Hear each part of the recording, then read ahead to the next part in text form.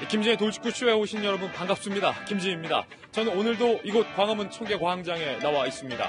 조현병을 증상이 있었던 이 아버지가 4살 배기 아들을 데리고 고속도로를 역주행해서 본인도 숨지고 4살 배기 아들도 숨지고 차를 들이받은 결혼을 앞둔 예비 신부까지 숨지는 안타까운 사고가 발생했습니다.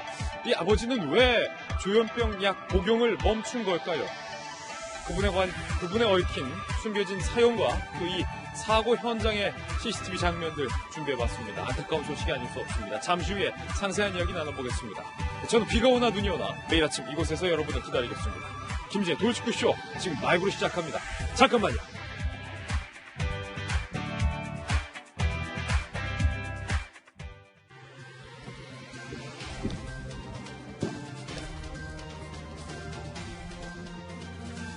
신문 읽어주는 남자입니다. 북한이 어제 김여정을 북한 매체에서 공식 성상에 나타난 모습을 보도했는데 오늘은 CNN에서 김혁철, 얼마 전 총살 가능성에 대해서 보도를 해드렸는데 총살됐다는 김혁철이 살아있을 수 있다라는 보도를 해서 눈길을 끌고 있습니다. 동아일보입니다.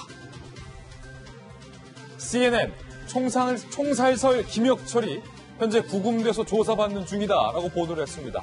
죽진 않았다는 거예요. 하지만 하노이 회담에 이른바 노딜과 관련해서 강한 질타성으로 구금돼서 조사받는 중이다. CNN은 북한 소식통을 인용해서 이렇게 보도를 했습니다. 김혁철이 과연 살아있느냐, 총살됐느냐, 이걸 두고 국내 모든 언론과 또 CNN이 사실 공방을 벌이는 양상으로 현재 묘하게 번지고 있는데요. 아직까지 북한 매체에서 김혁철의 모습이나 김혁철의 이름 석자는 그 어디에도 나오지 않고 있는 터라 궁금증이 더해지고 있습니다. 잠시 후에 이 이야기 상세하게 전해드리겠습니다. 다음 신문입니다. 이번엔 조선일보입니다. 김혁철이 총살됐다라는 뉴스를 제일 먼저 보도한 조선일보는 이렇게 기사를 썼습니다. 김여정도 등장, 김정은 집단 체조 관람 뒤 또 버럭했다. 김정은이 요즘 계속 버럭버럭하고 있다는 건데 김혁철 말고 김영철이 건재하게 다시 복귀를 했다는 건데 오늘 조선일보가 사진 2장을 비교했습니다. 건재라는 표현에 동의할 수 없다는 겁니다. 김혁철이 몇 달 전의 모습에 비해서 상당히 초췌해진 모습, 볼살도 좀 많이 빠졌고 얼굴에 주름도 좀 늘고 표정도 웃고 있지만 전보다는 밝지 않고 뭔가 초췌해진 모습, 고초를 많이 겪었음을 암시할 수 있다. 조선일보는 이렇게 분석하고 있습니다. 다음 신문입니다. 이번엔 중앙일보입니다. 안타까운 소식입니다. 조현병 환자가 고속도로를 역주행하는 사고가 발생했는데 이 차량과 정상 운행하던 차량이 부딪혔습니다. 이 사진처럼 산산조각 차량들은 났는데 이 차 안에는요, 이달 말에 결혼을 앞둔 예비 신부가 타고 있었습니다. 이 예비 신부는 숨졌습니다. 이 차량 안에서는 청첩장도 다수 발견됐습니다. 잠시 후에 이 뉴스 상세하게 전해드리겠습니다. 가장 궁금한 건 이 조현병 환자가 자신의 4살 배기 아들까지 태운 채 왜 고속도로를 역주행했느냐는 겁니다. 잠시 후에 이야기 나눠보죠. 다음 신문입니다. 이번엔 경향신문입니다.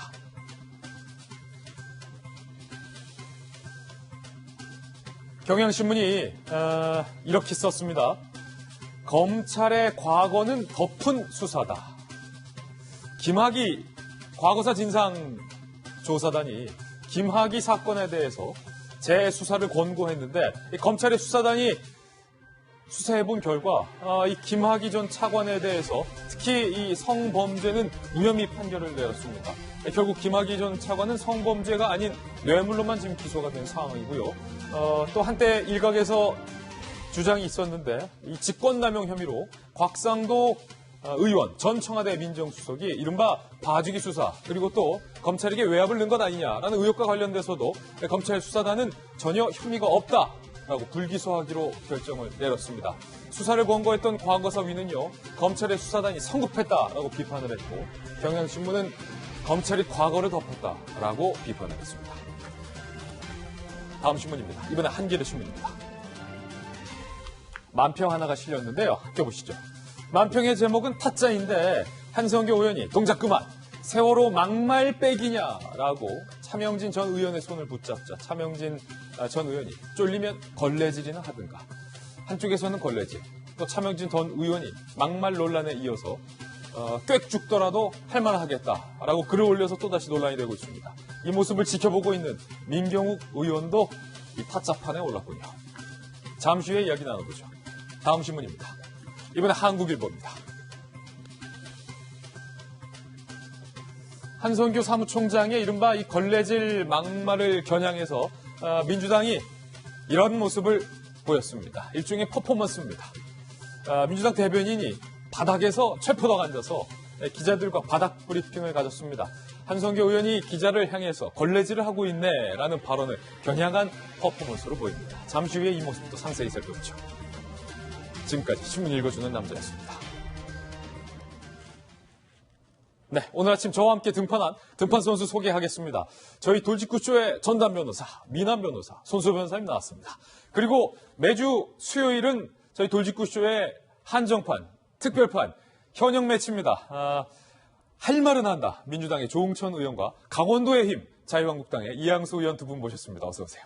안녕하세요. 그리고 저희 돌직구쇼의 시그니처입니다. 김병민 박사님 나왔습니다. 모두들 어서 오세요. 네, 안녕하세요.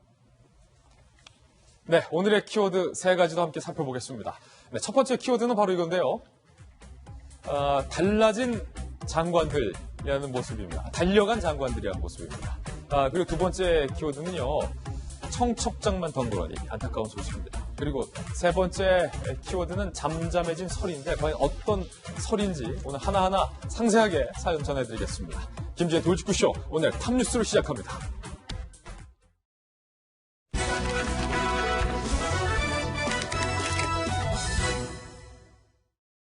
네, 탑뉴스 주제부터 공개하겠습니다. 바로 이겁니다. 꽥소리하고 죽겠다. 세월호 유가족을 폄하했다. 라는 막말 논란을 휘갈린 차명진 전 의원이 꽥소리하고 죽겠다. 할 말은 하겠다. 라면서 글을 올렸는데 이게 또 논란이 되고 있습니다. 요즘 자유한국당의 전현직 의원들의 막말 논란이 계속되고 있는데요. 이번엔 어떤 글일까 살펴보시죠. 차명진 전 의원이요. 이렇게 글을 올렸는데요. 사고 50일 만에 글을 올려서 137명으로부터 1인당 300만 원씩 총 4억 1천만 원에 연리 15%를 배상하라는 소송이 제기됐다.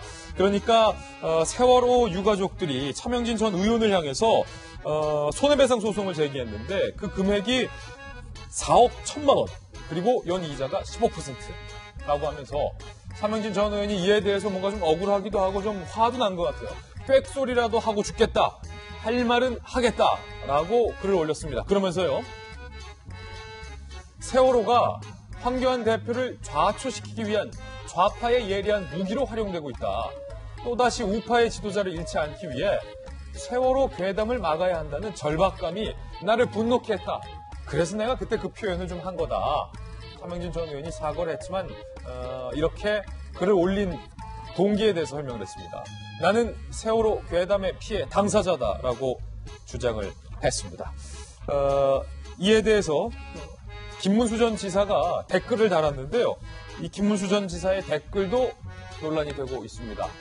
외치는 자가 없으면 온 세상이 깜깜한 어둠을 벗어날 수 없습니다. 홀로 먼저 외치는 자를 선지자라 했습니다. 모든 선지자는 개인적으로 늘 박해를 받아 고난을 벗어날 수 없었습니다. 차명진 전 의원을 향해서 이른바 선지자급으로 댓글을 달아서 이 김문수 전 지사의 댓글 또한 논란이 되고 있는 상황입니다. 정의당이 곧장 발끈했습니다. 정의당의 이야기 들어보시죠.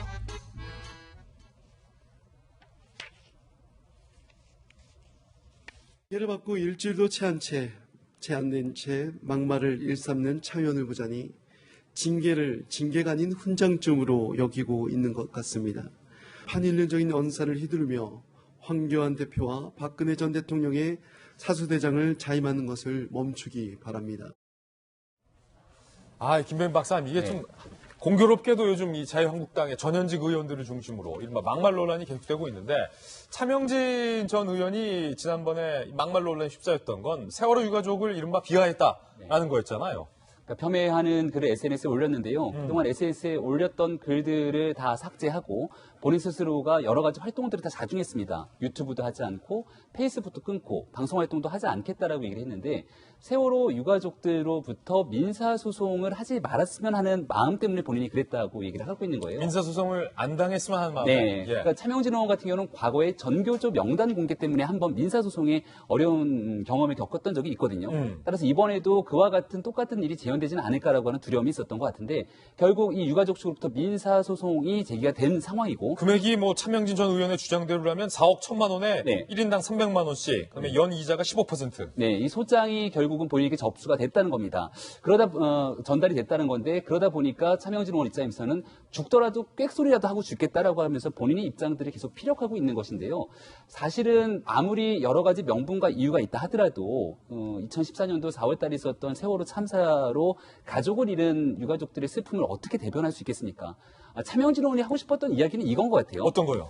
2014년도에 세월호 참사가 있고 올해가 5주기 아니었습니까? 5주기를 맞아서 이 세월호 참사에 대한 분명한 문제가 있다라고 하는 처벌 명단을 발표를 합니다. 예. 유가족 일부 그리고 여기에 대해서 시민단체가 함께 명단을 발표하는데 거기에 황교안 대표가 또 들어가 있는 거예요. 그러니까 사실 문재인 정부 들어서 적폐청산이라고 하는 미명 아래 과거에 있었던 문제들 사법적으로 정리될 수 있는 것들은 거의 다 정리된 것이 아니냐라고 볼 수가 있는 상황인데 한동안 문제되지 않고 황교안 대표가 자유한국당 당대표 그리고 유력한 차기 대권주자로서 거론되고 있는 상황에서 황 대표를 다시 한번 소환하게 되는 건 이것은 결국은 정치적인 행위를 하고 있는 것인데 정치적인 공세다. 정치적인 공세를 세월호의 유가족들의 이름으로 하는 것은 온당치 않다 뭐 이런 얘기들을 하고 싶었던 것 같습니다. 차 전 의원의 의도는 하지만 그런 이야기들을 하고 싶다 한다면 여기에 대해서 유가족들에 대한 뭐 헤쳐먹고 뭐 찜쪄먹고 이런 등의 입에 담기 어려운 듯한 표현들이 상당 부분 존재하거든요. 예. 그리고 마지막에 썼던 글을 보니까 내가 몸을 던져서 보호하려고 했던 사람이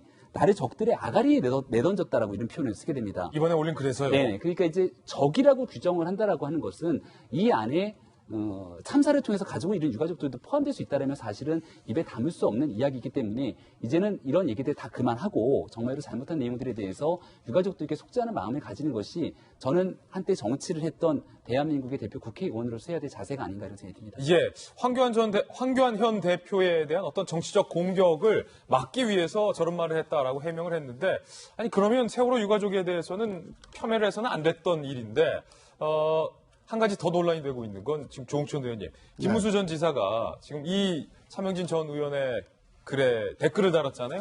근데 차 전 의원을 선지자급으로 지금 만들어놔서 김문수 전 지사의 이 댓글도 같이 지금 논란이 되고 있어요.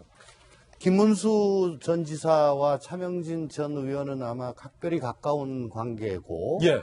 과거 경기도지사 할 때도 옆에서 측근으로 아마 차명진 전 의원이 활동을 하신 걸로 알고 있습니다. 얼마 전에 그래서 김문수 TV 유튜브에서 차명진 전 의원이 직접 출연을 해서 뭐 좀 차명진을 살려달라 뭐 이런 말도 했잖아요. 네네. 그리고 또 같이 노동운동도 했던 그런 경험이 계신 분들이고요. 그래서 특수관계에 계신 걸로 저는 알고 있는데 김문수 전 지사도 서울시장 후보로 나오시고 하셨을 때 거의 태극기와 유사한 뭐 그런 정도의 말씀을 하셨습니다. 그러니까 요번에 그 세월호 관련해서 예. 차명진 전 의원이 하신 말씀에 대해 가지고 뭐 특별히 과하다라고는 생각지 않으셨을 것 같고요. 그래서 할 말을 했다. 아무도 얘기 안 하는데 혼자 얘기했으니까 선지자라고 그렇게 평가를 하셨겠죠. 그렇지만은 참 안타까운 게 제가 이 프로그램에 나가지고 몇 번을 말씀드렸는데 예. 일본 자민당에서 만든 망언 방지 매뉴얼에 실수하기 쉬운 5가지 카테고리 중에 세 번째 게 실수하기 쉬운 5가지 카테고리 중에 세 번째. 예, 그게 사고나 재해에서 피해자에게 배려가 결여된 발언. 이게 딱 나와 있습니다. 지금 자유한국당에서는 계속 이 부분에 대해 가지고 망각을 하고 계속 망언이 거듭되는 것 같은데 다시 한번 더 김경욱 대변인의 어떻게 보면 그 골든타임 발언도 그 3번에 해당을 하는군요. 그렇습니다. 사고나 재해니까요. 피해자들에 대해서 정말 다시 한번 더 권해드립니다. 매뉴얼 꼭 좀 일독하시기 바랍니다. 예, 황교안 대표가 잇따른 막말 논란에 대해서 아주 강경한 의견을 밝혔습니다. 황교안 대표의 이야기 들어보시죠. 모든 지적과 또 국민들께서 우리 당에 하고 싶은 말씀 돌이라도 던지시겠다고 하면 그것까지도 제가 감당을 하겠습니다. 앞으로 이런 일들이 재발하게 되면 정말 국민들께서 납득하실 수 있는 그런 응분의 조치를 취해 가겠습니다. 이양수 의원님, 오늘은 현역 매치니까 네. 지금 민주당에서는 계속 지금 한국당 막말 논란에 대해서 공세를 높여가고 있는데 한국당 내부에서도 좀 분위기가 어때요? 좀 당혹스러울 것 같아요. 예, 뭐 우리 당이 막말을 하는 정당이 아닌데 예. 몇 분들 때문에 이제 막말 정당의 프레임이 씌워질 수 있는 그런 상황이기 때문에 좀 안타까운 마음이고요. 황교안 당대표께서 그래서 앞으로는 절대 재발을 하면은 응분의 조치를 하겠다라고 이제 강경하게 말씀을 하셨고, 좀 전에 조응천 의원님께서 말씀하신 대로 우리가 남의 아픔을 이렇게 정치적인 어떤 그런 도구로 삼아서는 안 된다 하는 말씀은 가슴 아프게 새겨 듣고요. 그런데 한 가지 그래도 또 변명 삼아 드린다면, 지금 정부와 여당이 야당을 너무 몰아세우는 거 아닌가 하는 그런 생각이 듭니다. 쥐도 도망갈 구멍을 보고 쫓으라 그랬는데, 여러 가지 면에서 야당을 계속 궁지로 몰아넣으니까 야당은 힘이라든가 어떤 도구가 하나도 없으니까 유일하게 있는 게 이제 말밖에 없는데 그 말이 점점 강해지는 것 같아요. 그래서 말밖에 없다. 예, 그래서 강해지는 말을 스스로 자정해야 우리한테 도움이 되는데 그런 면들을 주의해 줬으면 좋겠고, 또 하나는 저는 우리 야당 의원들이 말을 세게 안 하는 그런 막말을 조심하는 방법이 하나 있습니다. 어떤 거요? 국민을 믿으면 됩니다. 예.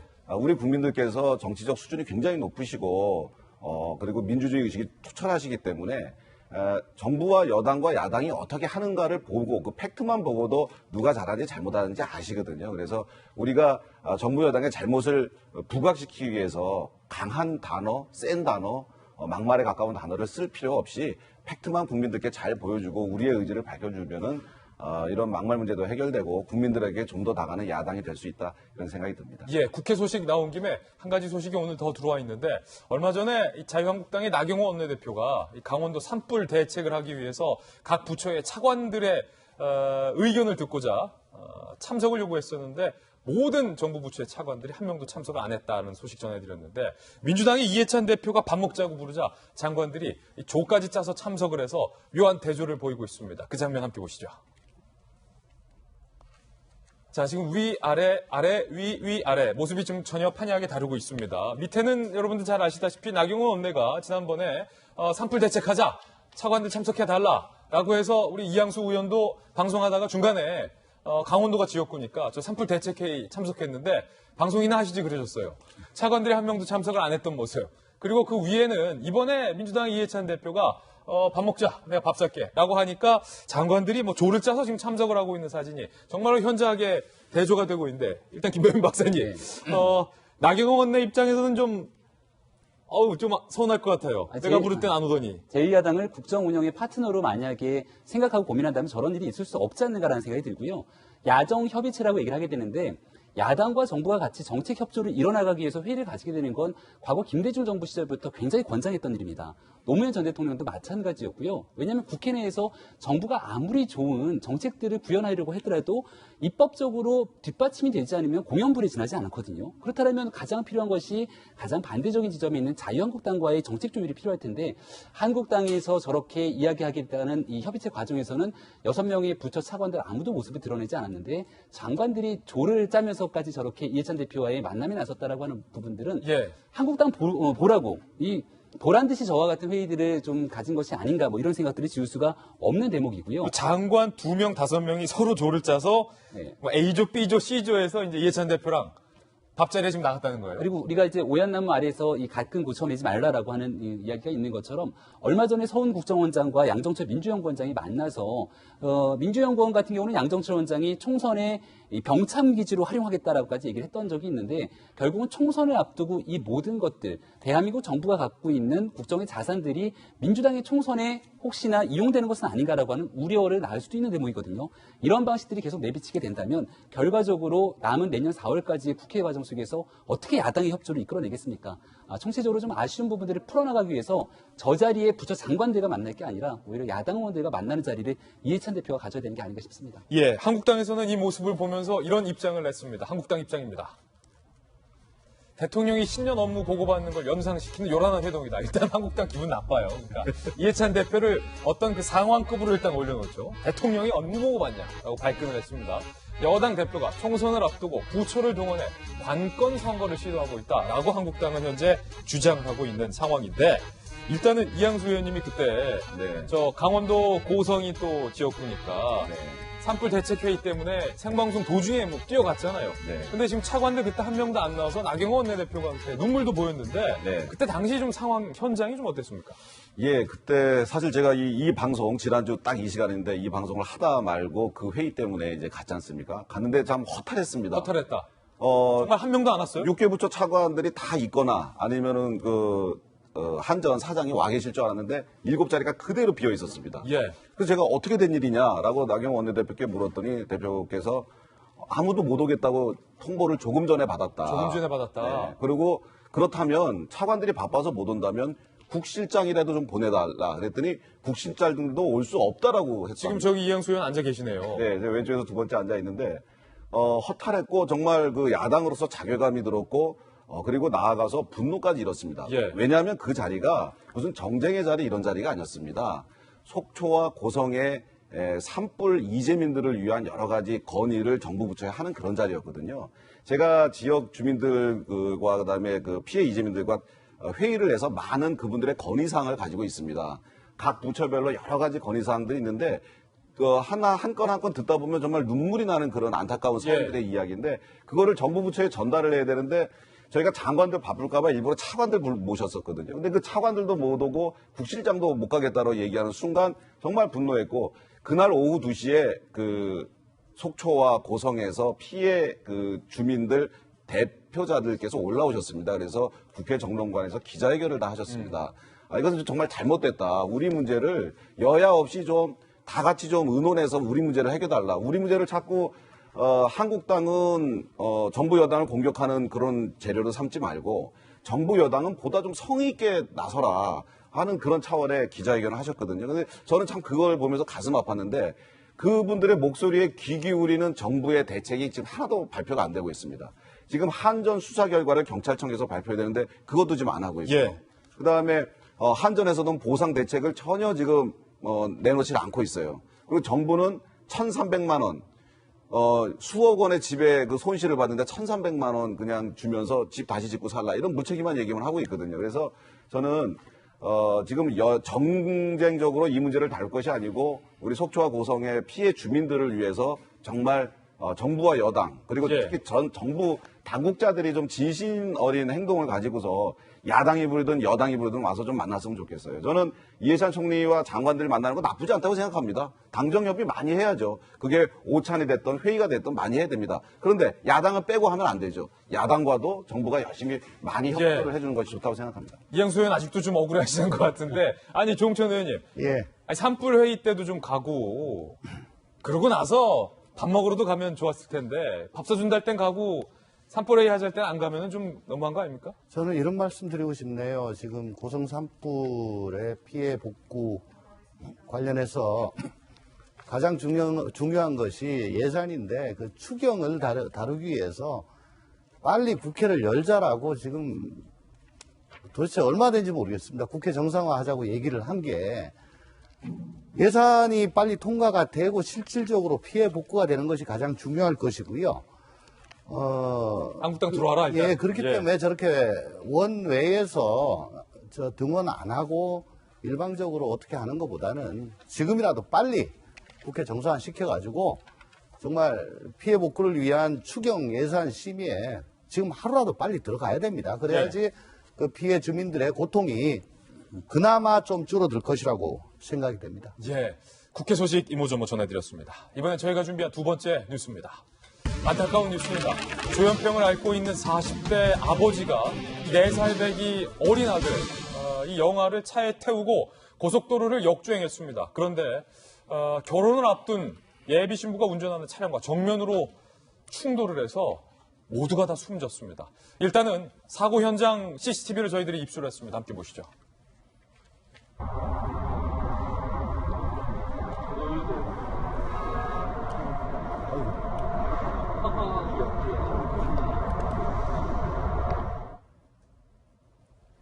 4일 오전 7시 34분쯤 충남 공주시의 이 당진에서 대전고속도로 상행선이에요. 지금 보시는 것처럼 라보 화물차가 빠른 속도로 역주행을 하고 있고 이를 막기 위해서 순찰차가 먼저 앞으로 가서 막으려고 갔습니다. 그런데 순찰차가 막기 그 직전에 이렇게 정상적으로 주행을 하던 지금 보이시는 것처럼 이 포르테 차량과 흰색 포르테 차량과 정면으로 충돌을 하면서 차가 이렇게 처참히 부서지는 사고 결과가 발생을 했습니다. 이 사고로 인해서 운전자 40대 아버지 그리고 그 옆에 탔던 4살 영아 아들 그리고 포르테의 운전자 여성 운전자인데 결혼을 2주가량 앞두고 있었던 예비 신부 모두 다 숨지는 안타까운 결과가 발생했습니다. 이 사건의 전말 함께 보시죠. 자, 이 3살 아들 태우고 역주행, 3명 사망. 그러니까 원래 나이는 4살인데 이제 신문 나이, 만 나이로 따지면 3살인 거죠. 3명이 사망을 했습니다. 예비 신부는 참변을 당했습니다. 어제 오전 7시 34분 당진대선 고속도로에요. 3살 아들을 태우고 화물차를 몰던 박 씨가 경적을 울리며 20여 킬로미터를 이른바 역주행을 했다는 겁니다. 그런데 방금 보셨듯이 속도가 꽤 빨랐습니다. 고속도로 역주행 차량이 있다는 이딴 신고가 여기저기서 접수가 됐습니다. 경찰은 순찰차를 즉각 출동시켰어요. 하지만 정상주행을 하던 승용차의 운전자 29살의 예비 신부 최모 씨와 역주행을 하던 박 씨 화물차가 정면으로 충돌합니다. 박 씨와 아들 승용차 운전자 예비 신부 최 씨 모두 사망을 했습니다. 안타까운 건 이 최 씨의 차량에서 청첩장 수십여 장이 발견이 됐다는 겁니다. 결혼식을 불과 18일 앞둔 예비 신부인 것으로 확인을 했습니다. 그런데 의문스러운 것은 사고 당일 정상 운행을 하다가 갑자기 역주행을 했다는 점이에요. 사고 당일 새벽 경남 양산에 거주하고 있는 이 박 씨는요. 3살 아들을 데리고 집을 나선 뒤 새벽에 오전 3시 34분 굉장히 이른 새벽이에요.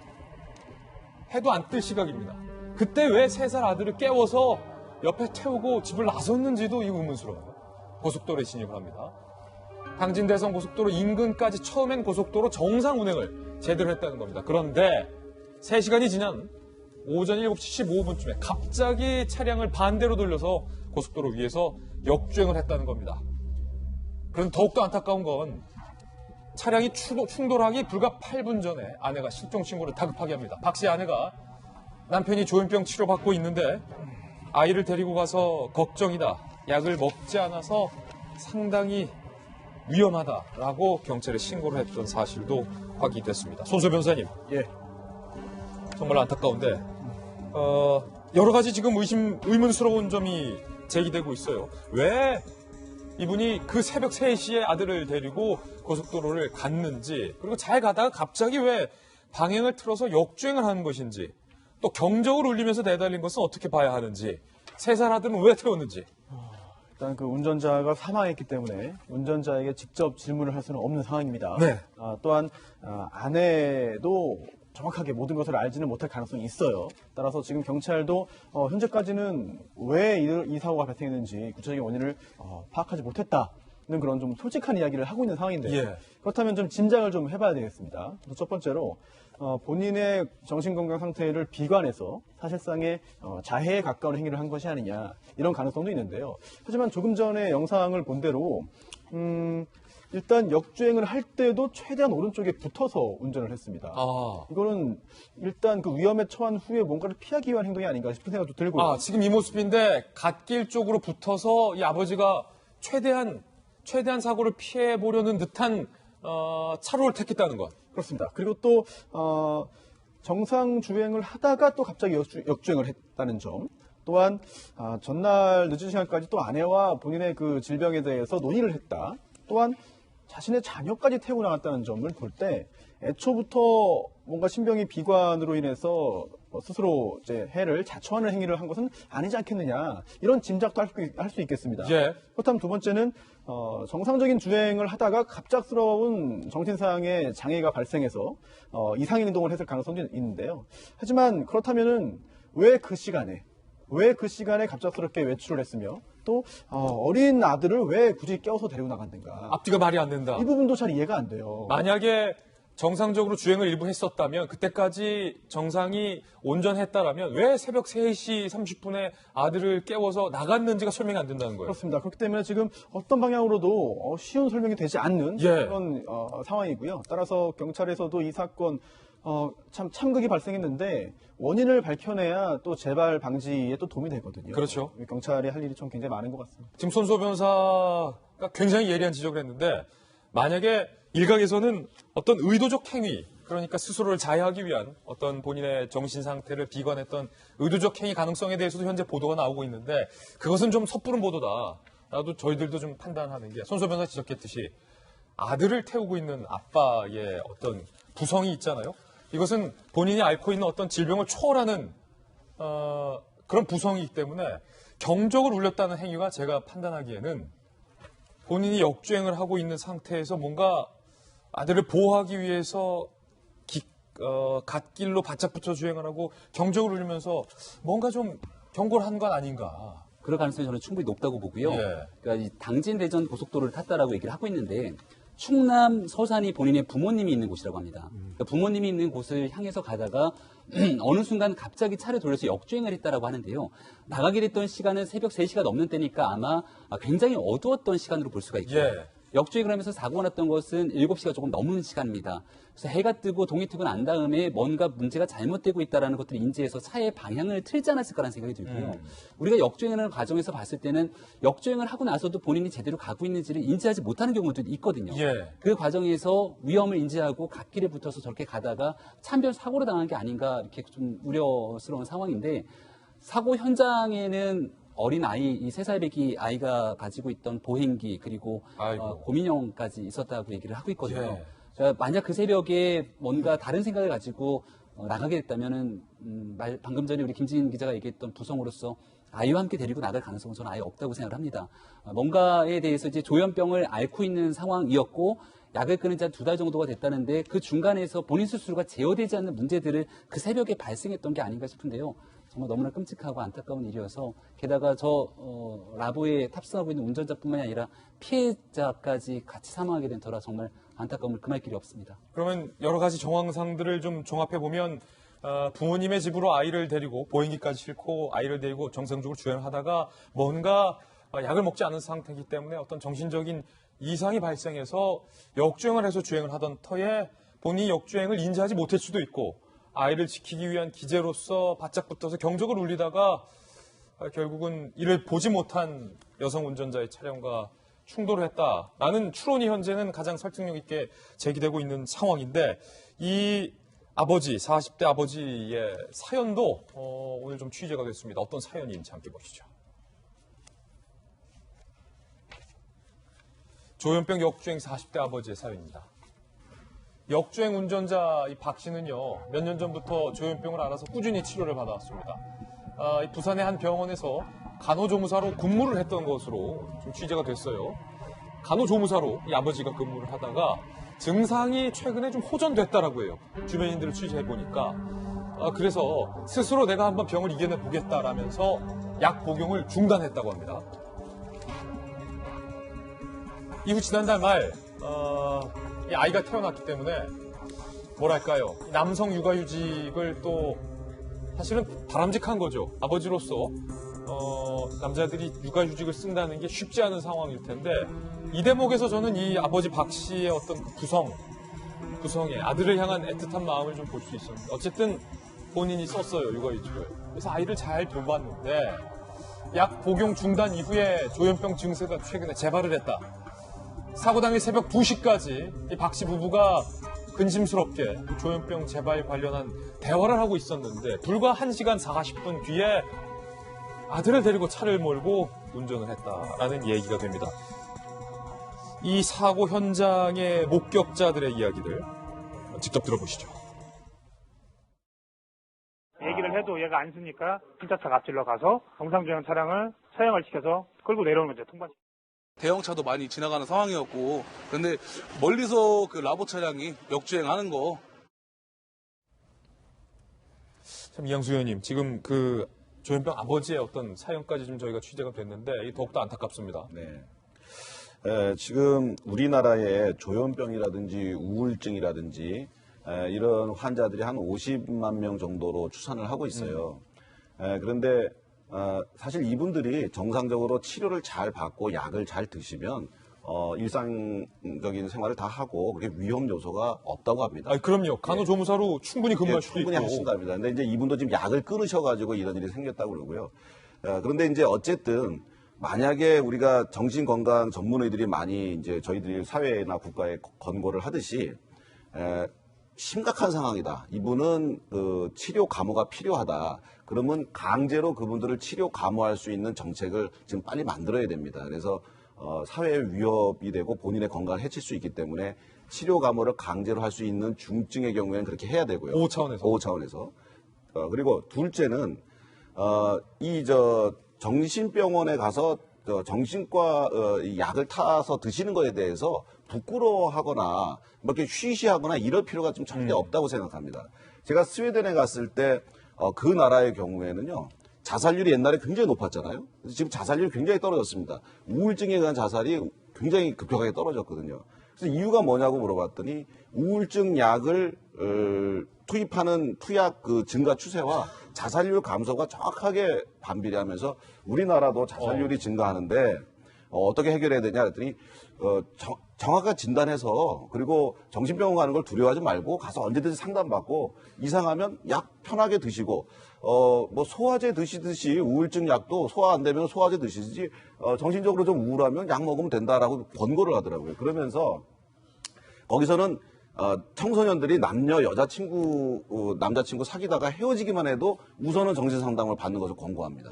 그런 식으로 해서 상당히 이 정신 건강을 굉장히 소중하게 생각하고 그리고 정신병원 가는 거를 우리나라처럼 뭐 취업이나 이런 것 때 장애의 요인으로 생각지 않고 일상생활에서 저 사람 좀 이상해 뭐 우울증이야 이런 식으로 터부시하지 않고 누구든지 우울한 일이 생기면 우울해질 수 있고 또 누구든지 그런 것들이 되면 좀 더 자꾸 쌓이면은 조현병으로 갈 수 있는 그런 상황이기 때문에 사회에서 그분들을 끌어안고 대신에 필요가 간 사람들은 그분의 보호를 위해서 치료 감호를 하고 이런 절차들을 우리 정부가 사실은 정책적으로 이제 만들어 드려야 될 겁니다. 왜냐하면 요즘 조현병이니 우울증이 이런 걸로 인해서 사고가 끊이지 않고 있습니다. 만약에 지금 이 의원께서 말씀하신 대로의 어떤 분위기만 됐더라도 이 부부가 새벽 2시까지 사고 당일에 정말로 근심하면서 약을 끊었는데도 조현병 증세가 재발이 된다. 이제 어떻게 하면 좋겠냐. 이 부부가 뭔가 안타까운 마음으로 논의를 하는 그런 일은 없었을 거다. 그럼요. 그냥 자연스럽게 계속 약을 먹으면서 아이도 돌보고 행복하게 간호조무사로서 또 근무도 하고 사회생활도 하고 충분히 다 될 수 있었는데 그런 분위기가 없었다. 예, 지금 우리나라 정신건강복지센터에서 지금 담당하고 있는 이런 분들의 환자 1인당 담당자 수가 너무나 많아요. 1인당 60여 명이 넘고 있습니다. 선진국에 비해서 턱없이 지금 많은 상황이고요. 이런 것들을 빨리 1인당 한 10여 명에서 20명 사이로 빨리 줄여서 관리가 가능한 수준으로 빨리 좀 정책 전환을 하고 정부에서 그리고 지자체에서 집중적으로 이 문제에 대해서 신경을 쓰시기를 바랍니다. 예, 이 손수호 변호사님 더욱더 안타까운 건요. 이 사망한 사실은 정상적으로 주행을 하던 그 포르테 차량의 운전자 여성 최모 씨가 29세 그리고 결혼을 18일 그러니까 2주 조금 더 남겨두고 있었던 예비 신부였고 얼마나 황망하겠어요. 차에서 청첩장까지 발견됐는데. 그렇습니다. 모든 희생자가 참 추모를 받아야 되고 그렇습니다만 이번 사건은 더욱더 그런 것 같습니다. 우선 법령을 위반한 게 하나도 없어요. 정상적인 주행을 정상적인 방법에 의해서 정상적인 시간에 했습니다. 그런데도 고속도로에서 역주행을 한 상대방 차량에 의해서 결국 세상을 떠나고 말았거든요. 굉장히 안타깝고 또한 더욱더 그런 것이 결혼을 진짜 몇 주 앞두지 않았어요. 이번 달 말에 이제 결혼식이 잡혀 있었습니다. 게다가 차 안에서도 청첩장이 발견된 정도였는데 이게 참 잘못이 없이 피해를 입고 세상을 떠나게 되면 또 유족들의 충격은 더욱더 클 수밖에 없거든요. 더군다나 가해 행위를 한 사람에 대해서 그 원인, 그렇죠. 어떤 이유로 이런 상황이 발생했는지에 대한 원인도 참 파악하기 쉽지 않은 상황이고 또한 원인 파악이 됐다 하더라도 상대방 가해자에 대해서 또 온전히 비난하기도 쉽지 않은 그런 또 가책을 도둑할 수 있는 상황이고 여러모로 이제 세상을 떠난 그런 피해자에 대해서 참 안타깝다는 생각이 들고요. 또 고인의 명복을 빌겠습니다. 예, 안타까운 소식이었습니다. 이번엔 저희가 준비한 세 번째 뉴스입니다. 김혁철은 그래서 살아있는 걸까요? 아니면 정말로 총살이 된 걸까요? 지금 사실 확인이 안 되고 있는 상황이 있습니다. CNN이 김혁철에 대해서 살아있다 이렇게 보도를 해서 주목이 되고 있습니다. CNN 보도 내용 함께 보시죠. 얼마 전에 국내 한 매체에서 김혁철이 하노이 빈손 회담에 대한 책임, 경질설로 비행장에서 총살을 당했다라는 보도가 있었는데 그 이후에 CNN이 지금 이렇게 보도했어요. 김혁철은 구금 상태에 있으나 살아있다. 2차 북미 정상회담 실패 규결과 관련해 조사를 받고 있다. 그리고 아직 그의 운명은 결정되지 않았지만 추후 중형을 받을 가능성도 있다라고 CNN이 보도를 한 그런 상황입니다. 조홍천 의원님. 네. 예전에 국정원에도 계셨잖아요. 네. 김혁철이 지금 그래서 총살된 겁니까? 아니면 뭐 진짜 구금돼서 조사되고 어느 쪽이 맞는 겁니까? 저도 뭐 명확히 알기는 힘들죠. 그렇지만 김혁철이 총살이 만약에 됐으면 예. 저거는 굉장히 큰 이슈입니다. 엄청 큰 이슈죠. 예. 이런 정도의 큰 이슈는 크로스 체크가 될 거예요. 북한 내부에서. 근데 크로스 체크가 안 된 것 같습니다, 지금.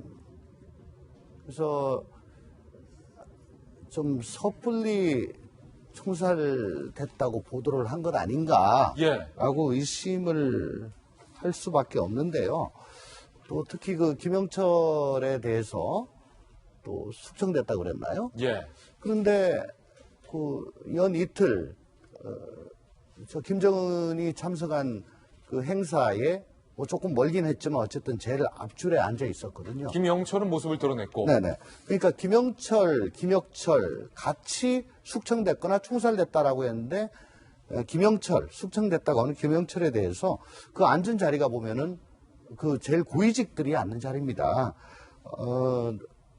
숙청된 사람이 아무리 나중에 쇼를 하더라도 그런 자리까지는 앉힐 수가 없다는 게 맞는 판단일 겁니다. 그렇군요. 예, 그렇기 때문에 김혁철에 대해서도 총살된 거는 좀 섣부른 보도가 아닌가라고 생각하는 또 그런 근거가 될 수 있겠죠. 예. 하지만 아직까지 김현 박사님, 지금 어제 김여정의 모습까지 드러났어요. 김영철, 김여정의 모습은 드러났는데 지금 총살됐다는 김혁철, CNN은 뭐 구금 상태에서 조사 중이다 했는데 그의 이름이나 그의 사진이 아직까지 한 장도 북한은 공개하지 않고 있어요. 네, 맞습니다. 미국에서도 이 미국 상원 의원 정보당국으로부터 비공개로 보고를 받을 거라고 얘기를 하고 있기 때문에 김혁철이 총살됐느냐에 대해서 여기에 대한 관심은 대한민국뿐만 아니라 국제사회의 큰 관심이기도 합니다.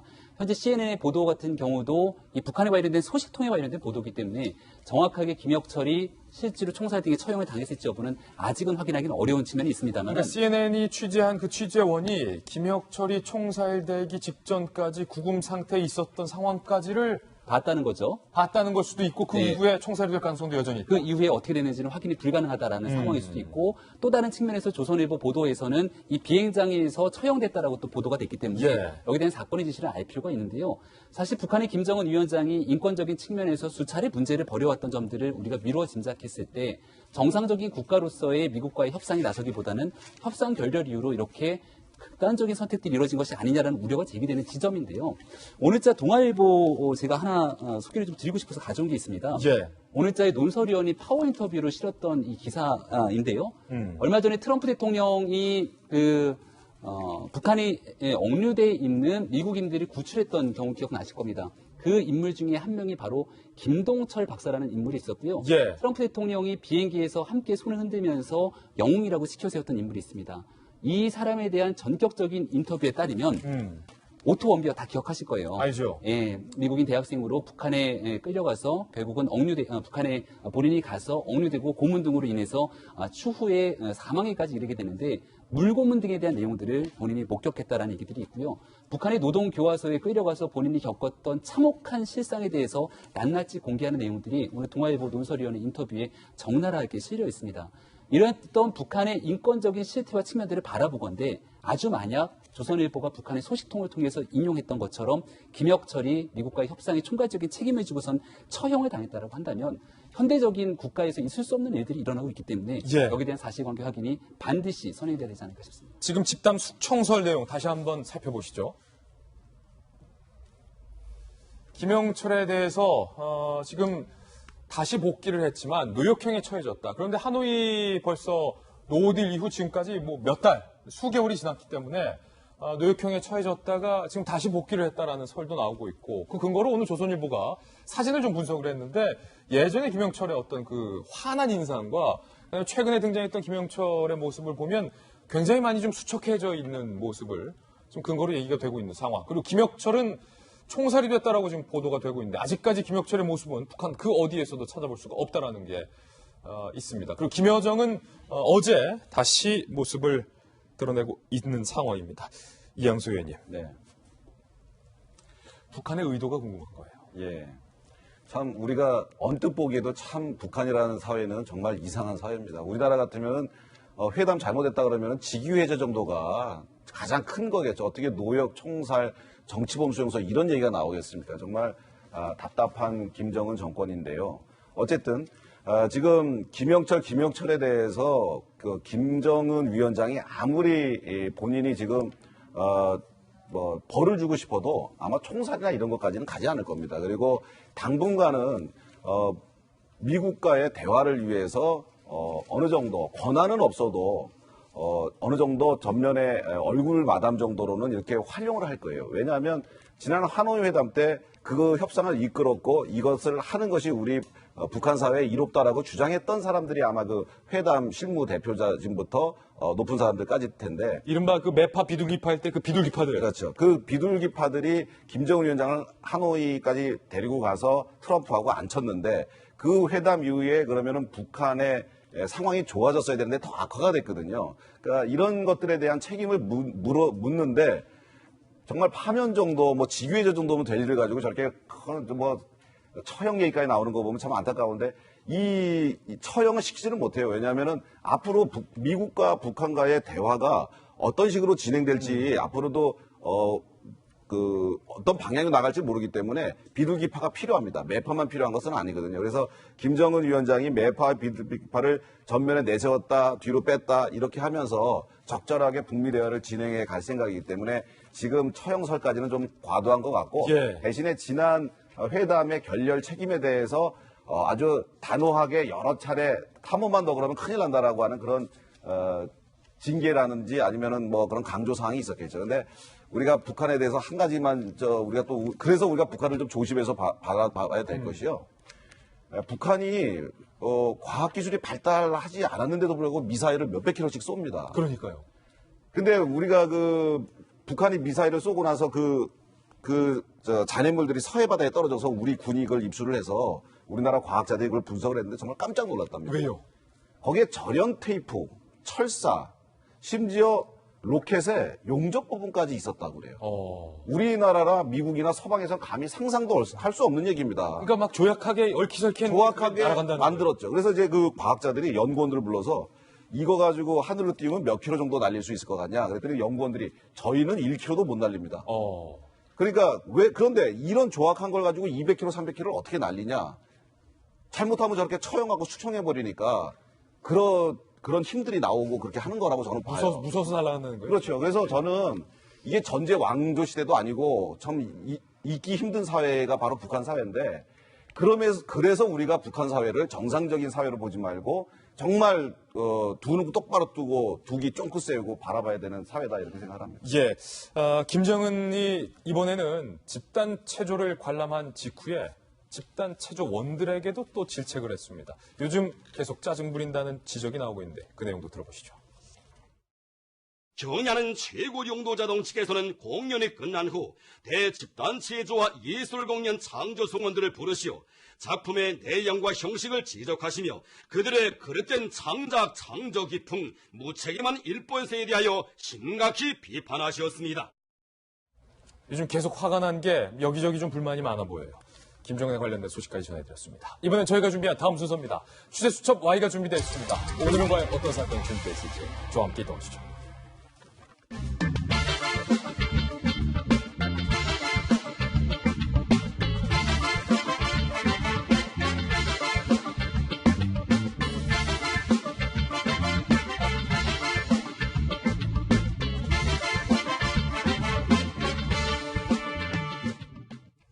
취재수첩 Y입니다. 돌직구쇼의 최불암 반장님, 백희중 과장님 나왔습니다. 어서 오세요. 안녕하십니까. 그리고 손소 변호사님도 함께하겠습니다. 두 분과 함께 풀어볼 첫 번째 취재수첩입니다. 많은 사람들이 경악한 소식인데 외할머니를 무참히 살해했다는 혐의를 받고 있는 이 손녀, 범행 동기와 관련해서 혼자 죽기 억울해서라고 현재 진술을 하고 있는 것으로 확인이 됐습니다. 이 사건의 내용 자세히 보시죠. 19살의 이양 대학생이에요. 경찰 조사에서 식도염으로 평소 몸이 아파서 죽고 싶었다. 혼자 죽기 억울한 마음에 범행을 했다라고 진술했습니다. 그리고 자신의 방 거울에 빨간 립스틱으로 진술과 비슷한 내용의 그런 글을 남겨서 이 사건을 조사하고 있는 경찰 수사관들이 굉장히 섬뜩한 인상을 받았다는 거예요. 방 거울에 빨간 립스틱으로 혼자 죽기 억울하다. 뭐 이런 식의 글을 남겼다는 거예요. 그런데 정신병력이 없다라는 게 이 사건의 의문점입니다. 도대체 왜 이양 가족들은 이렇게 얘기합니다. 정신과 치료 등 전력이 없고 왜 이런 범행을 했는지 도대체 이해할 수가 없다. 이 손녀가 외할머니를 살해했고 그 장면을 이양의 엄마가 보고서 신고를 한 상황이기 때문에 이 엄마가 받은 충격도 상당히 큰 상황입니다. 경찰 조사 결과 올해 대학을 입학한 이양이 대학 부적응 등을 이유로 2개월 만에 휴학을 하는 것이 확인이 됐습니다. 그리고 또 하나의 의문점은 이 이모양이 사전에 흉기를 구매했다는 것, 그리고 범행 직후 본인의 휴대전화를 물에 버렸다는 것. 경찰은 정신질환 및 또 계획 범죄 등 여러 가능성을 열어놓고 수사를 하고 있습니다. 사전에 준비를 했고 범죄 직후에 뭔가 증거를 은닉했다는 점에서 상당히 치밀한 모습을 보였다는 것도 이 사건의 상당히 의문점입니다. 존속자리 혐의로 구속영장을 현재 신청한 상황입니다. 의문투성이인 이 사건, 백희중 반장님이 오늘 자세하게 취재를 해오셨는데 도대체 이 사건의 실체가 뭡니까? 왜 죽인 겁니까? 군포경찰서 강력팀에서 이제 사건을 하고 있는데 네.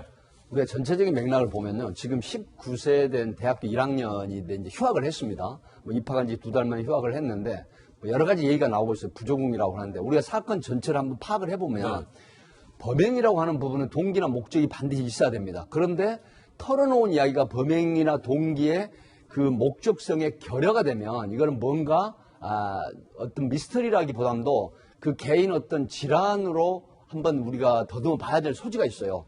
지금 78세 된 외할머니가 집에 와서 주무시고 계십니다. 그런데 9시간 전에 마트에 공구를 구입을 하고 목장갑 마스크를 구입을 합니다. 모자를 쓴 상태에서. 그렇게 하고 그걸 보관하고 있다가 그 다음에 집안에 있는 거울, 지금 모니터상에 아까 말씀을 하셨지만 집안에 있는 거울에다가 빨간 립스틱을 우리가 썸뜩한 어떤 영화 장면을 생각을 하죠. 예. 그런 부분에 극단적인 선택을 하겠다는 암시글을 남겼는데 범행 시간이 2일날 자정쯤으로 지금 경찰은 파악을 하고 있어요. 그런데 할머니를 살해하고 무려 4시간 동안 집에 함께 있었단 말이죠. 이게 정상입니까? 그리고 4시 반쯤 나와가지고 할머니를 살해하고 같이 있었다. 네, 같이 있었어요. 그렇게 하고 나와서 거리를 배회를 하다가 다음날 10시 반에 부모가 돌아와서 보니까 자기 장모님하고 어머니가, 친정 어머니가 지금 돌아가 계신단 말이에요. 침대에서 반드시 누운 상태로. 그래서 경찰에 신고를 했는데 경찰이 집에서 1km밖에 떨어지지 않은 한 건물 로비에 앉아있는 이 학생을 발견합니다. 19세 된 애손녀를. 예. 그래서 체포를 해서 조사를 했는데 아니 왜 할머니를 그렇게 극단적인 선택을 했느냐라고 했더니 제가 식도염이 있었는데 혼자 죽으려고 했다가 혼자 죽긴 너무 그래서 할머니랑 같이 가려고 했다라는 진술.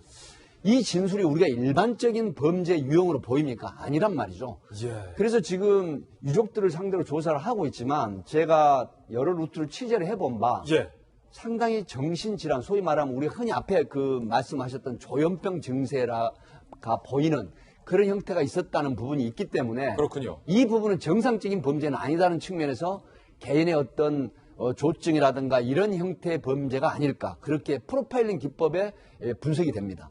예, 현재 가족들은 조현병 병이 없다라고 얘기하고 있는 상황이기 때문에 이 부분에 대해서 좀 면밀히 같이 한번 좀 들여다봐야 될 것 같은데 일단은 손수호 변호사님, 네. 존속 살해 혐의인데 앞서서 우리가 그 추돌 사고 현장에서도 너무나도 안타까웠는데 지금 이번 사건도 지금 충돌. 네. 예, 충돌했어요. 이번 사건에서도 좀 안타까운 거예요. 그렇습니다. 지금 범행의 동기가 무엇인지 그리고 또 이렇게 끔찍한 생각을 하게 된 결심을 하게 된 이유가 무엇인지 아직 다 밝혀지지는 않았어요. 네. 하지만 만에 하나 정신적인 부분이 원인이라고 한다면 이것을 개인에게 다 돌릴 수 있는 것인지 아니면 그러한 개인의 정신적인 상황을 사회나 국가가 좀 더 적극적으로 개입해서 이러한 참극이 발생하지 않도록 조치를 취해야 하는 것이 아닌지, 즉 사법 위반 제도라든지 기타 여러 가지 제도들이 지금 논의는 되고 있거든요. 예.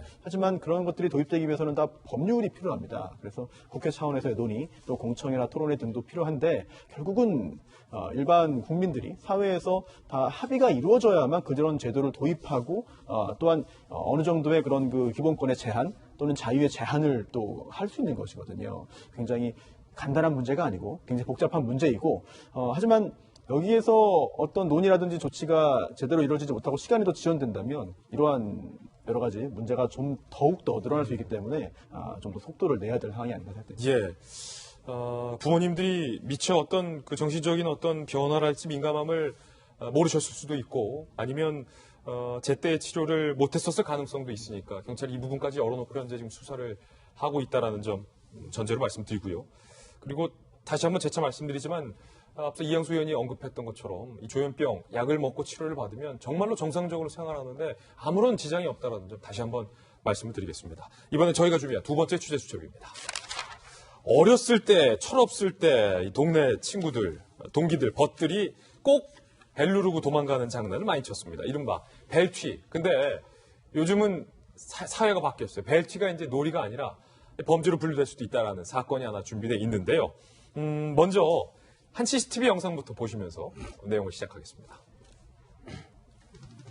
예전에는 아파트도 많이 없었잖아요. 그런데 한 청소년들이 지금 2명이 엘리베이터를 타고 흰색 옷을 입은 청소년이 열린 버튼을 누르고 까만색 청소년이 나가서 남의 집 현관문 벨을 띵동 누르고 재빠르게 따다닥 엘리베이터 타고 문 닫힌 버튼을 누르는 CCTV 영상이 지금 저희가 확보를 했습니다. 지금 이 청소년들은 장난으로 했다지만 이거 범죄로 처벌될 수 있다라는 내용 지금 저희가 준비하고 있는 거예요. 철없는 2명 청소년들의 벨튀.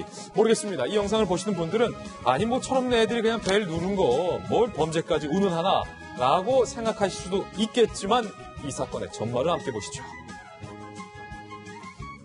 지난 3월, 4월 늦은 저녁 김모군 등 9명, 한모군 등 2명이 많이도 모였네. 도합 11명이죠. 아파트 단지 보안 출입문 잠금 장치를 걷어차서 부수고 침입을 합니다.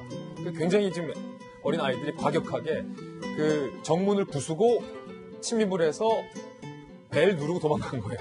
거의 장난이 이렇게 요란하게 합니다. 벨튀는 타인의 집 초인종을 누르고 도망치는 행위. 주민들은요, 그런데 이게 무서운 거예요. 왜냐하면 얼마 전에 한 남성이 혼자 사는 여성의 도어락을 누르고 쫓아오고 현관문을 두드렸던 사건. 우리가 뭐 전 국민이 다 봤기 때문에 특히 혼자 사는 여성들은 누군가 벨을 누르고 현관문을 두드리고 가니까 이게 무서운 거죠. 경찰이 수사에 들어갔습니다. 벨 누르고 도망간 10대 11명에게 모두 벌금 20만 원이 선고가 됐습니다. 경찰의 이야기 한번 살펴볼까요? 경찰에서는 그런데 의외의 이야기를 꺼냅니다. 민속촌 얘기를 꺼냈어요. 많은 기자들이 의아해하고 있는 분인데 민속촌이 요즘 진행하고 있는 추억의 벨튀 참여 영상이나 실제 벨튀 인증 영상들이 요즘 유행을 하고 있다는 거예요. 과거엔 귀여운 장난 수준이었지만 최근 현관문을 발로 차거나 사람 나오려 하면 문을 밀어 넘어뜨리는 등 장난으로 치부하기는 어려운 상황이 있기 때문에 바로 범죄로 즉결 심판을 했다라고 경찰이 얘기를 해서 그래서 찾아봤습니다. 민속촌에서 하고 있는 추억의 벨튀가 과연 어떤 내용인지 영상으로 살펴보시죠.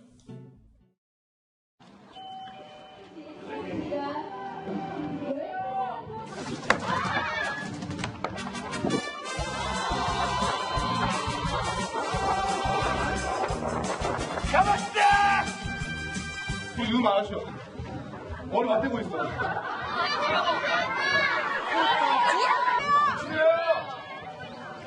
누구야? 뭐라고? 누구요?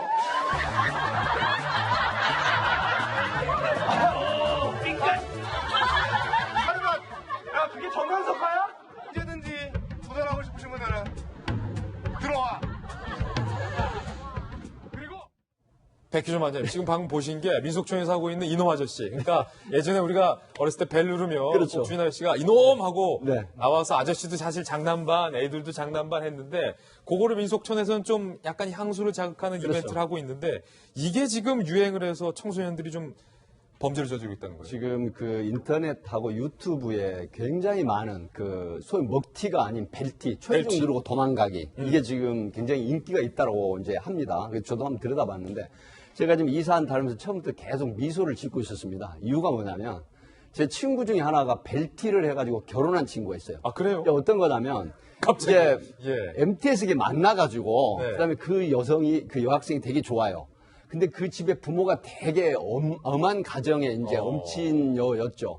그런데 만나고 싶은데 전화도 안 되고 이러니까 집 앞에 가서 벨을 누르고 도망을 갑니다. 근데 왜 도망을 가냐면 그 여학생이 나오면 괜찮은데 그 엄한 아버지나 아니면 그 오빠가 나올까봐 무서우니까. 겁이 나가지고 숨어서 벨을 누르고 도망가서 있다가 여학생이 나오면 만나서 대화를 하고 그리고 이제 어른이 나오면 그대로 도망을 가버리는 이런 게 생각이 나서 지금 미소를 지었는데 그분은 결혼했는데 다른 집 벨은 누르진 않았죠? 그런데 사실 지금 저 아이들도 물론 그 적심 조치 같은 20만 원의 이제 그 벌금형을 받았긴 했지만 어떻게 보면 사실 무개념하다고 할 수 있는 행동이긴 합니다. 왜 그러냐면 지금 신림동 그 사건 같은 경우에는 구속이 됐잖아요. 네. 그 여성을 뒤따라가서 벨을 누르고. 그런데 야간에 여성이 혼자 있는 경우 그리고 또 집안에서 어떤 협박이라든가 개인적인 문제로 굉장히 불안에 떠는 분들이 있어요. 그렇죠. 근데 이 사건도 아이들이 9시부터 밤 11시 자정이 다 된 상태에서 벨을 누르고 도망을 했단 말이죠. 그러면 집안에 있는 부녀자라든가 아니면 어떤 개인 스토리 때문에 불안해하는 분들이나 이런 분들이 느낄 때는 벨을 눌렀는데 안에서 지켜보내 나와서 보니까 아무도 없어. 그럼 굉장히 불안한 겁니다.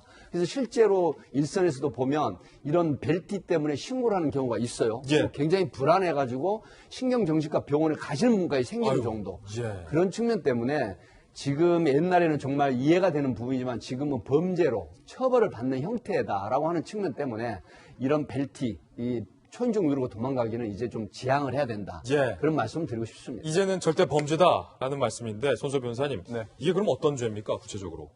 우선 뭐 추억으로 말할 수 있는 뭐 그런 수준을 넘어서 지금 문제가 되는 거예요. 그렇죠. 즉 담장 밖에서 이제 외부에서 이제 단독 주택에 담에 있는 그런 그 초인종을 누르고 도망가는 것 그 수준이 아니거든요 지금. 왜냐하면 일단 조금 전에 영상 보신 것처럼 엘리베이터 타고 올라갔고요. 그리고 또 그 복도까지 갔습니다. 예. 그거 자체가 주거 침입이에요. 주거 침입죄다 이거. 네, 게다가 이 주거 침입죄를 범했는데 이걸 2명 이상 공동으로 했잖아요. 예. 이거 이러면은 이제 폭처법이라고 하죠. 폭력행위 등 처벌에 관한 법률에 의해서 2분의 1 이상 이제 또 가중이 됩니다. 가중처벌까지 2명 이상 공동으로 했으니까요. 얘들 11명이잖아요. 네, 그 공동 주거 침입이에요. 네, 그리고 또 지금 영상은 나오지 않습니다만 재물 손괴.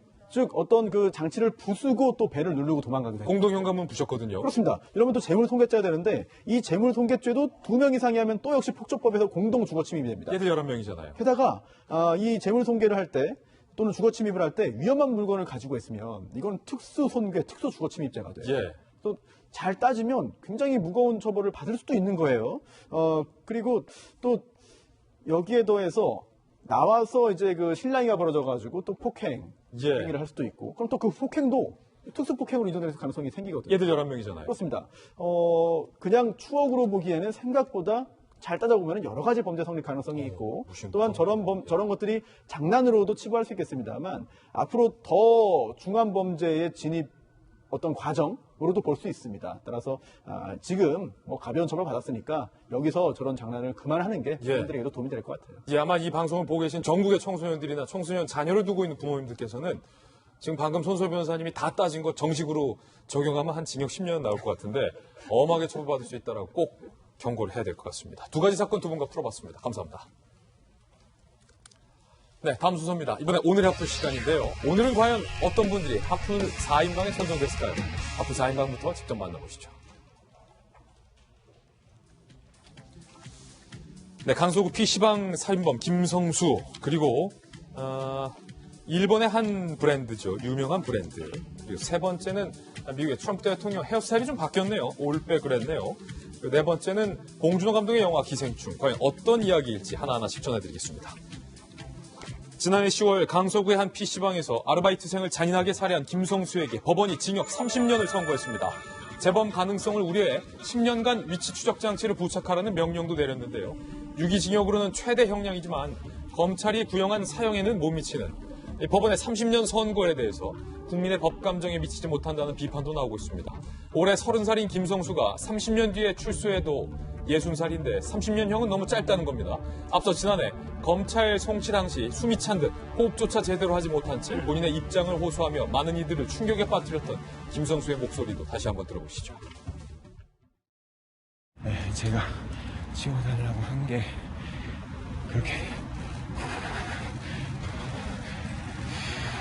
그렇게 큰 잘못인가 하는 그런 억울함이 들고, 어디서부터 잘못된 건지 과거의 생각들까지 생각이 나면서 그냥 평생 이렇게 살아야 되는 것처럼 생각하니까 그냥 죽고 싶은 마음이 들었고. 재판부는 김성수가 가정폭력과 학교폭력으로 우울감과 불안에 시달려왔고 이러한 정신적 문제가 범행에 영향을 미쳤다라고 봤다는 겁니다. 그러니까 심신미약을 일부 인정했다는 거예요. 또한 피해자의 허리를 잡아끌어 김성수의 범행을 도운 혐의로 기소된 동생에게는 무죄가 선고됐습니다. 허리를 잡은 것이 싸움을 말리려는 것이었다. 폭행할 동기가 없었다는 것. 김성수 30년 선고에 이어 김성수 동생의 무죄 판결에 피해자 측은 이해할 수 없는 판결이라며 반발했고 검찰 역시 항소 의사를 밝혔습니다. 사실은 검찰 출신 조홍천 의원이 계시기 때문에 지금 검찰 측은 사형을 구형을 했는데 유기징역의 최대형인 30년을 선고했고 동생에 대해서도 이 검찰 측은 공범으로 기소를 했는데 법원은 무죄를 지금 선고했습니다. 검찰 출신으로서 이 판결 어떻게 보십니까? 사형은 사실상 지금 집행 안 된 게 한 20년 넘었죠. 그렇죠. 그러니까 거의 사문화됐고요.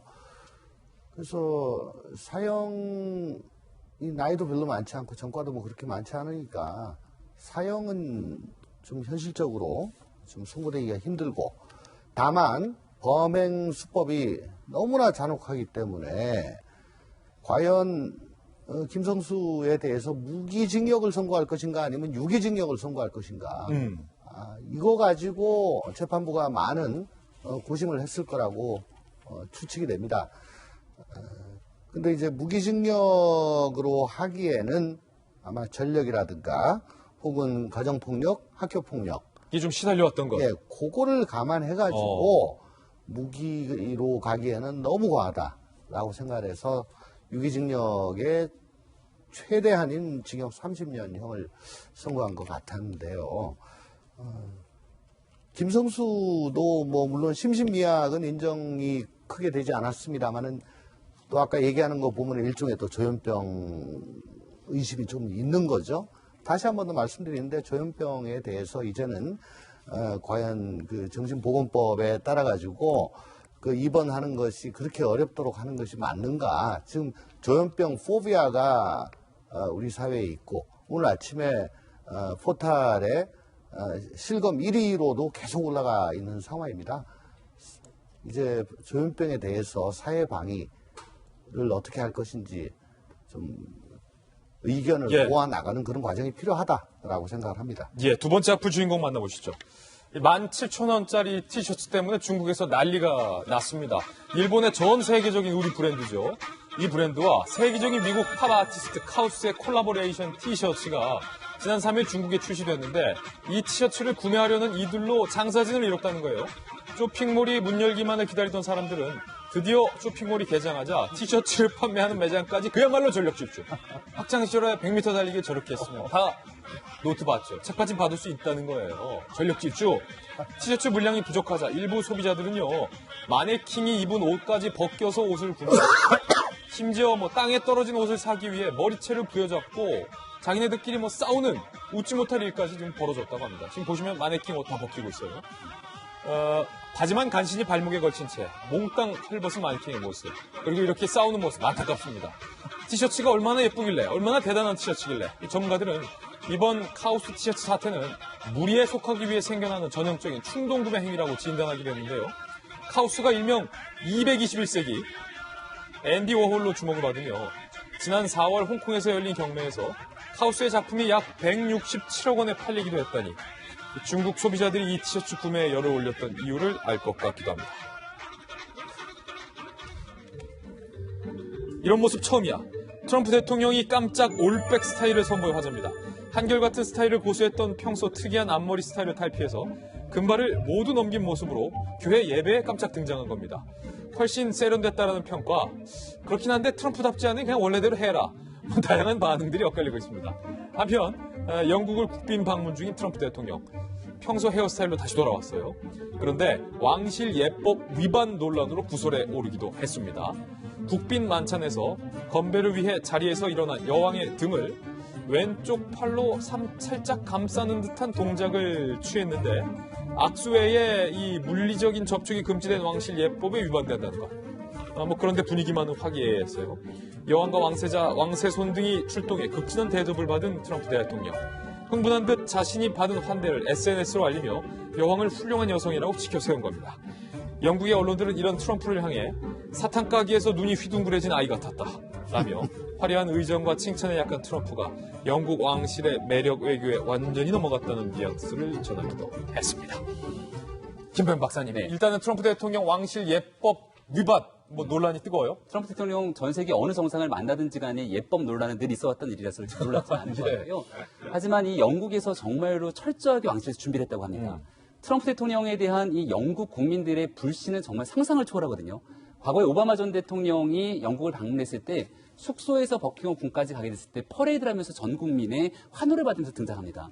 트럼프 대통령은 시위대가 트럼프 대통령을 가만두지 않을 거라고 하는 것 때문에 숙소에서 궁전까지 헬리콥터를 타고 가게 되거든요. 아, 그래요? 네, 그래서 정말로 사람들과 철저히 격리되는 모습을 봤는데 왜 이런 일들이 있는고 하니 영국에서는 사실 브렉시트와 관련돼서 굉장히 정치적인 어려움을 겪고 있는 상황인데 미국과의 무역전쟁 등에 대해서 외교적인 노력이 절실하기 때문에 국민들이 트럼프 대통령을 싫어하고 반대함에도 불구하고 매력적인 외교를 펼치기 위해서 노력을 많이 한 겁니다.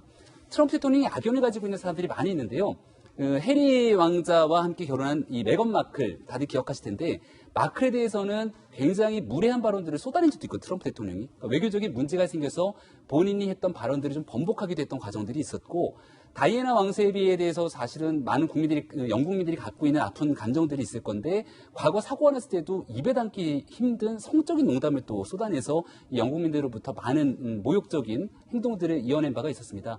그래도 저 자리에서 이 트럼프 대통령과 함께 외교적인 노력을 이어가기 위해서 영국에서는 굉장히 많은 노력을 했고 트럼프 대통령이 좋아하는 골프를 치기도 하고 만나서 같이 환담을 하기도 하고 여기서 트럼프 대통령을 도널드라고 부르기도 하는 등 이제 좋은 모습들을 보였다고 하니까 이렇게 감정과 다른 상태로서 외교적인 자국의 이익을 위해서 해야 될 수 있는 역할들에 대해서 한 번쯤은 고민하게 됐던 좋은 장면이 아닐까 생각됩니다. 자, 이 트럼프 대통령이 보니까 지금 교회 한 예배에 참석을 해서 헤어스타일을 지금 바꾼 모습도 화제가 되고 있는데 이 정치인들의 헤어스타일 변신 가끔 주목을 받기도 하잖아요. 이양수 의원께서 보시기에는 제가 봤을 때는 이양수 의원이 사실은 국회의원 선거 나가기 전에 저희 채널A에 자주 출연하실 때부터 지금까지 그리고 그 전에 이제 어떤 보좌관 생활 하실 때부터 계속 똑같은 헤어스타일이거든요. 한번 이렇게 트럼프처럼 바꿔보실 생각 없으세요? 21세기 앤디 워홀 같은데 정치인들한테는 국민들이 기대하는 게 있죠. 뭐 좀 자유분방함보다는 좀 더 그 안정성을 추구하는 그런 게 있어서 이제 저는 고수하고 있습니다만 트럼프의 이번에 영국 방문을 보면서 좀 전에 그 영국 여왕의 왼손을 얻는 듯한 그런 신뢰 그런 것도 있었지만 그거 말고도 실수를 많이 했어요. 그 아까 화면 보셨지만 같이 걸어가는 장면 있잖아요. 그 걸어가는 장면에서 영국 여왕보다 앞서 걸으면 안 됩니다. 그렇군요. 영국 여왕의 남편인 필립 공도 항상 두 발짝 뒤에서 걸어요. 다른 정상들도 절대 앞서서 걷지 않는 그런 매너를 보이는데 트럼프는 관심 안 두고 그냥 막 건너다닙니다. 그리고 또 로얄 갤러리 갔을 때 그동안 미국에서 이제 받은 선물이라든지 뭐 이런 것들을 전시하는 그런 전시쇼에 이제 트럼프랑 그 여왕이랑 갔는데 여왕이 작년에 트럼프한테 받은 선물을 보여주면서 이게 뭔지 아세요? 라고 물어봤어요. 학급 말이었는데 트럼프가 몰랐던 거예요. 자기가 작년에 선물하고도 이거 뭔지 모르겠는데요, 이랬어요. 자기가 주기도 몰랐다. 그래서 옆에 있는 뭐예요, 이거? 멜라니 여사가 작년에 영국 여왕께 드린 거잖아요. 이래서 위기를 모면했다는 얘기가 있는데 트럼프 대통령이 그 미국의 힘 있는 대통령으로서 거침없는 건 좋은데 힘 있는 사람이 좀 더 겸손하고 예절 바른 모습 보인다면 존경까지 받지 않을까 하는 생각을 가지고 있습니다. 이제 트럼프 소식이었고요. 이번 네 번째 하플 주인공은 봉준호 감독의 기생충. 국내 400만 돌파를 벌써 눈앞에 둔 화제의 영화 기생충. 그런데 관객이 늘어날수록 이 논란이 거세지고 있는데요. 이게 뭐냐면 기생충의 상영 등급에 대한 의문과 논란이에요. 칸 영화제의 황금종려상을 수상한 만큼 호평이 줄을 잇고 있는 상황인데 지금 이 기생충이 15세 이상 관람가예요. 이 관람가만 믿고 자녀와 함께 보러 갔다가 낭패를 본 엄마 아빠들의 목소리가 여기저기 나오고 있다는 거예요. 선정적이고 강도 높은 어떤 그런 이 애정씬이 너무나도 좀 야하다라는 의견.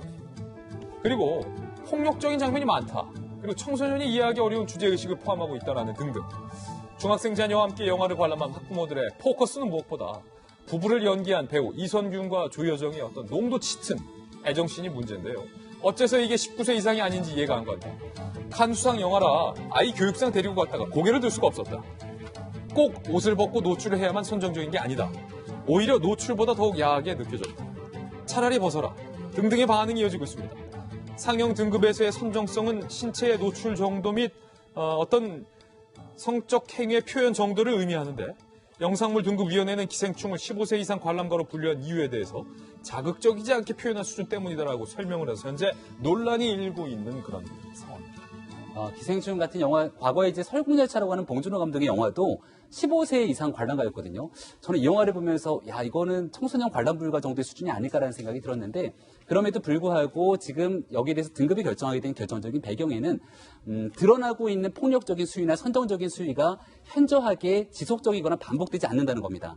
하지만 봉준호 감독의 영화의 특징은 겉으로는 성전적이지 않은데 그 장면을 보면서 상상을 하게 만들어줍니다. 저는 이 과거에 올드보이에 나왔던 이 명대사이기도 한데 상상하고 있는 인간이 고통을 느끼는 이유는 상상하기 때문이다라는 얘기가 나오는데요. 바로 저와 같은 장면을 보면서 상상할 수 있는 내용으로 만들어줬던 봉준호 감독의 영화가 사실은 저는 굉장히 매력적이다라고 생각이 됐고요. 대한민국 청소년들이 과연 이 부분을 바라보면서 어떤 생각을 할지 학부모 입장에서는 굉장히 걱정도 되고 저도 아이와 같이 간다면 부담이 될 수 있는 상황이 있겠습니다만은 적어도 청소년들이 바라보기에는 이 영화를 굉장히 매력적으로 받아들일 수도 있겠다는 생각이 들고요. 오히려. 저는 제가 중학교 때 영화 관람반 하면서 정말 영화를 많이 봤는데 하여튼 모범생이었어요. 15세가 아니라 다 청소년 관람 불가 영화 정말 열심히 봤거든요. 그럼에도 불구하고 그런 것들을 걷어낼 수 있는 자정력은 저는 개인적으로 있었다고 보는데 최근에 우리가 인터넷상에서 수위 높은 영상물을 비롯한 내용들 얼마나 많이 넘쳐납니까? 하지만 적어도 그런 것들에 비해서 봉준호 감독이 전하려고 했던 메시지들에 대해서 저는 대한민국 청소년들이 스스로의 자정 능력을 가지고 사회적 메시지 정도는 15세 이상이면 이해할 수 있지 않을까라고 개인적인 생각을 조심스럽게 전달합니다. 김보현 박사님 학창시절 때 영화 관람반. 저는 문학 창작반. 딱 느낌이 오잖아요. 손수호 변호사님, 이게 또 우리 어머니 아버님들 특징상 어디 국제 해외에 가서 뭘 받았어 하면 일단은 교육상 애들 한번 데리고 가서 보여주고 싶거든요. 좋은 영향 주려고. 그런데 이게 예상치 못하게 너무 야해서 지금 엄마들이 당황하고 있다는 거예요. 일각에서 논란되고 있는 게 이 영상물 등급위원회에서 너무 옷을 다 벗는 것만 어떤 등급의 여부로 따지는 거 아니냐. 지금 이런 논란이 일고 있어요.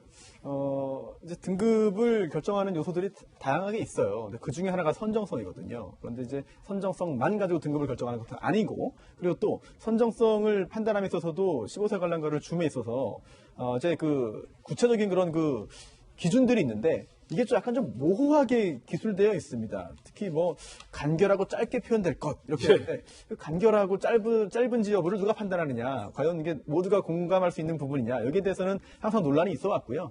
보통 그동안 있었던 논란은 너무 등급을 높게 받았다라고 해서 불만들이 많았습니다. 영화 제작자 측에서. 근데 이번에는 일부 관객들이 그 반대의 어떤 그 지적을 하고 있는 것 같은데, 누구든지 간에 다른 생각을 할 수 있고요. 항상 이 부분은 논란이 나오는 그런 영역이라고 할 수 있어요. 손수호 변호사 학창시절 때 무슨 동아리였어요? 동아리 좀 안 했어요. 안 했어요? 네. 사법고시 붙더라고요. 저희는 60초 강한거 후에 힐링 뉴스로 돌아오겠습니다. 잠시 후 저와 함께 힐링하시죠. 20년간의 세월을 투자해서 한 부부가 황무지를 울창한 숲으로 바꿔놨습니다. 그 주인공들 만나보시죠. 오늘의 힐링 뉴스 주인공입니다. 세계적인 사진작가이자 환경운동가인 세바스티안 살가두와 그의 아내 렐리아 살가두가 20년 동안 이렇게 브라질 중동부의 황무지에 수백만 그루의 나무를 심어서 214만 평의 울창한 숲을 20년간 세월에 걸려서 복원한 사연이 소개가 됐습니다. 이 카메라 작가였던 부부가 본인의 일에 회의감을 느끼고 고향으로 돌아왔는데 이거 황무지로 다 변해버린 모습에 적잖이 충격을 받았던 모습이에요. 1998년 부부가 결심을 합니다. 우리가 묘목 10만 그루부터 시작을 해서 황무지에 심어보자 라고 해서 이 부부들의 이른바 20년 프로젝트가 시작됩니다. 98년에서 2000년, 2006년, 2012년 그리고 지금 2019년까지 점점점 황무지 214만 평이 울창한 모습으로 바뀌었고 대신 이 부부의 모습은 백발이 성성한 지긋한 노인 부부의 모습으로 변해갔습니다. 그런데 이 20년간 나무만 울창하게 복원된 게 아닙니다.